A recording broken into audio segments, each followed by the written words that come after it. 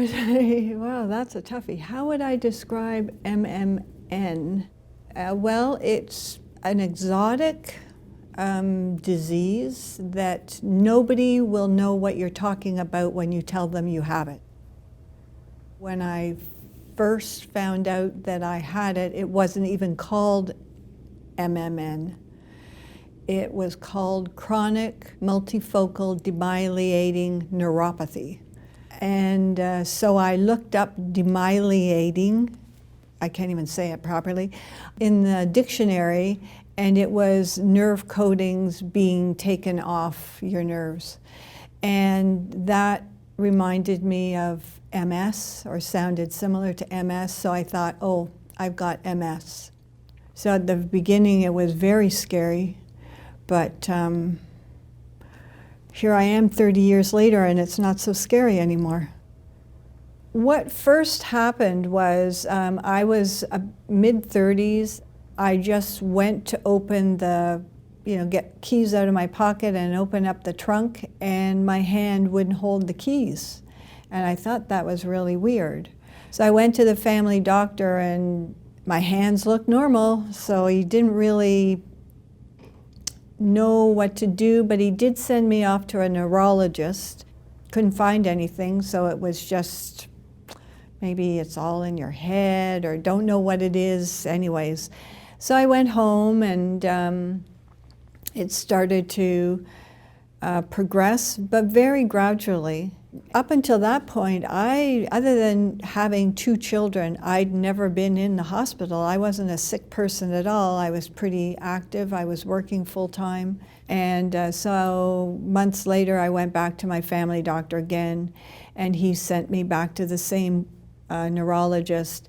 And this time something showed up, that the nerve wasn't conducting the message. So I got sent to a doctor in downtown Toronto Hospital. And he stuck needles in my hands and my arms, and then did these electrical currents through them. And it was excruciatingly painful. And then he wanted to do a treatment called plasmapheresis. So did that procedure a few times and put me on prednisone, and sort of went home, and that was supposed to be the cure, but it didn't really last for very long.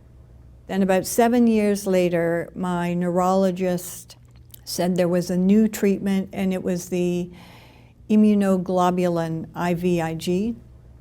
After the 3 months that I did it, again, the strength would come back in my hands, but nothing prolonged. So the doctor said, this treatment didn't really work for you, so we wouldn't do it again. It's a very expensive treatment. She said, the only other remedy I can offer you is to take cyclophosphamide, which she said was a cancer medication. By that point, I'd had it about 10 years. It was progressing so very, very slowly that I thought, and I had no pain with it, I was still able to work. So I thought, when I looked up what the side effects were of this drug, I thought the benefits and the risk that I would be taking to take this drug didn't outweigh what I was going through right now.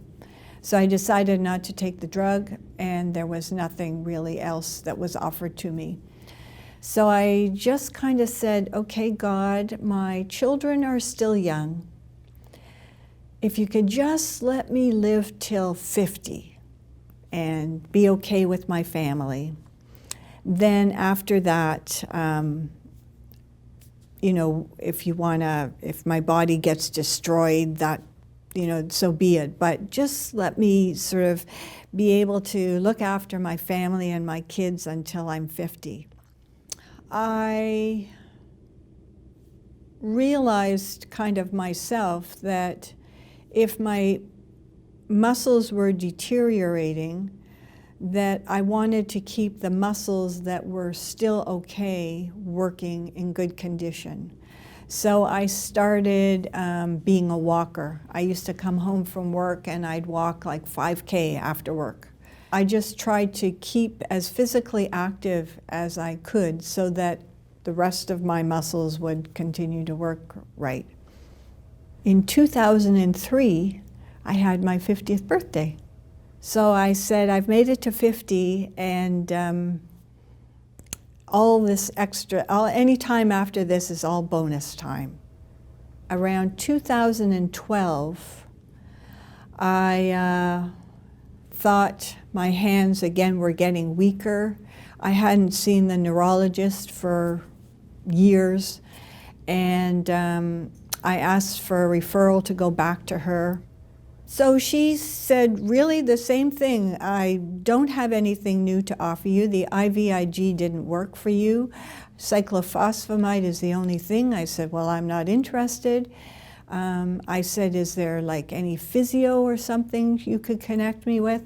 So she made a referral to Bridgepoint North, which is a fabulous hospital. And I met a doctor there, and when I saw her, she knew exactly what I had gone through.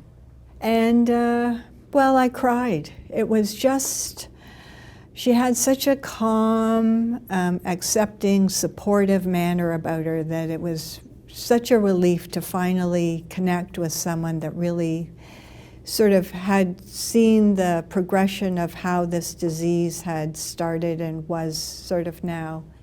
The best thing that's come out of this diagnosis is that I've started to take, I started when I got the diagnosis to take better care and more interest in my physical health. So I go to a gym, I lane swim, I can swim a mile. I can do 64 lengths, and I do that 2 times a week, and I lift weights. I try to get enough sleep because I understand stress is, could have been something that caused this in the first place. Stress is not good for the body at any time, so I try to get plenty of sleep and to eat properly. So I am 66 now, and I had a lot of good bonus years. I did a lot of traveling. I saw my daughter get married in the Bahamas. I've seen 2 daughters graduate from university. I've had a lot of good things happen. So I think it's helped me to take better care of myself. It's made me conscious of my finite physical body.